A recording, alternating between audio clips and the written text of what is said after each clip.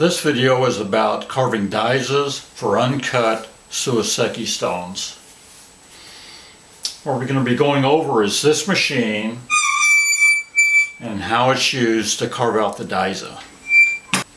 We're going to start talking about what it takes to build this machine. But first, if you Google copy carver, carver duplicator, you'll get a lot of information. You'll get see machines similar to this, more complicated machines, plans, demos about how they're using the machine and carving their wood projects. What I'm trying to do is bring some of that information that I've learned from those videos and my experience from building through actually using this machine. The one side I found particularly interesting, I'll show you his information. If you watch his videos about his router copy carver, you'll get a lot of information. I learned a lot from him. And be sure and watch his segment about aligning his machine. It's excellent.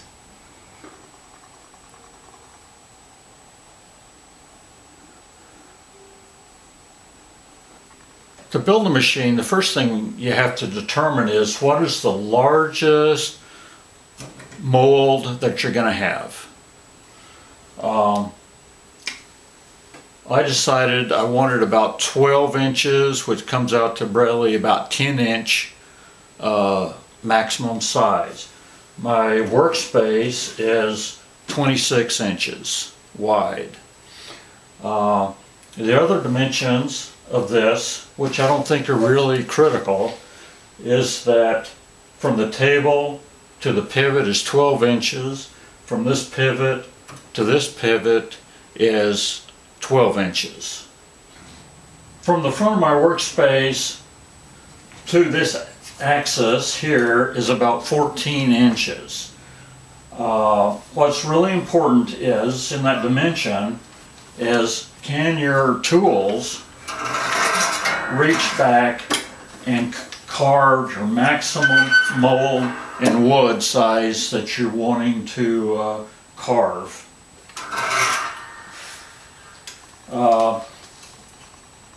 The spring is attached to the center of this axis to help keep this from flopping back and forth.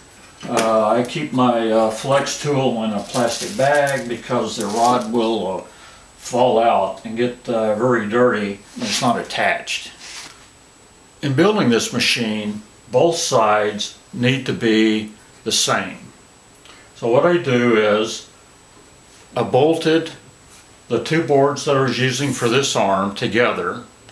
Then I did all the cutting, the drilling of the holes while it was still screwed together.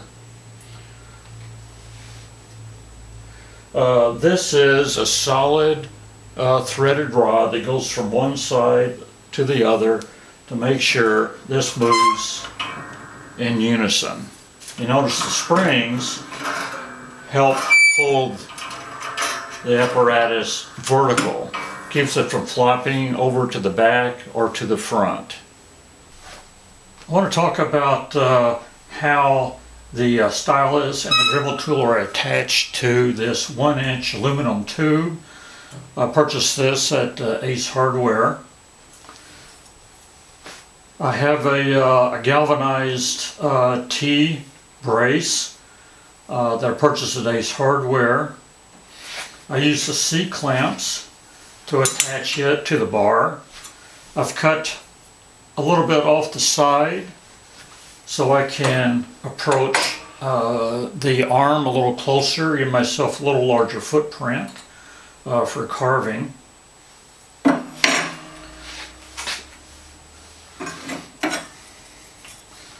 On the bottom of the T,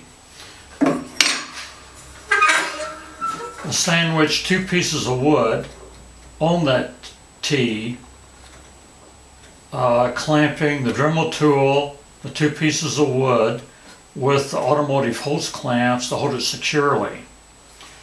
How I mounted the Dremel tool is I cut a piece of wood similar to this, wider than the Dremel hand tool. Used potter's clay on both sides to create a little reservoir, filled it with 2-part epoxy.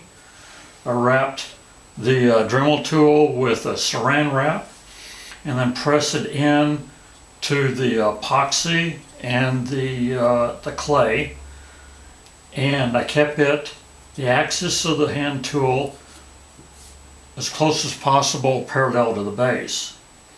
When that dried, it created a very secure, tight fit to hold the Dremel hand tool.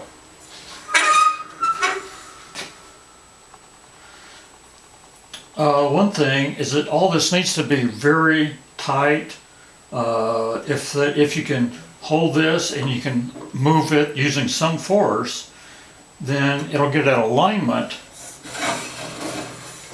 with your stylus when you're doing the carving, and then you'll end up once again with the extra space between the stone and your daiza. If there's anything that's loose, then you have to have it tight. Just quickly, the stylus is mounted very similar, using the T, cutting off the edge on this side, C-clamps, automotive holes, and one piece of wood to bed the stylus to. I was able to attach the hose clamp very tightly because I wasn't concerned about crushing anything like I was concerned about on the Dremel tool. Once the machine is constructed, we have to check the alignment. The first thing we do is check, is the bar parallel to the workspace? So we measure from the workspace to the top of the bar on both sides to ensure that it's parallel. Once we've done that, then we draw a parallel line to the bar. I use blue tape because you'll have to do this a number of times.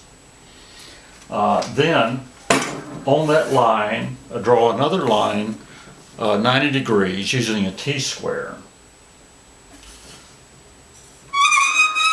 Using the smallest bit that I can find for the Dremel tool, I place it on the intersection of the two lines, keeping this vertical. I move it back and ensure that it's still on the line. If it's not, then it's not aligned correctly.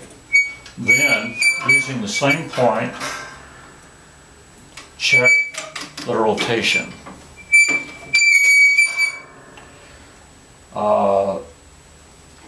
You want to ensure that at least the rotation for the size of the mold that you're going to use, which in this case is 12 inches, you have to have that rotation perfect. What you'll find is the further it rotates back, the further it gets off. But ensure that the maximum size of your mold, this is in alignment. This is the end of part 1. Please go to part 2 to watch the rest of the video.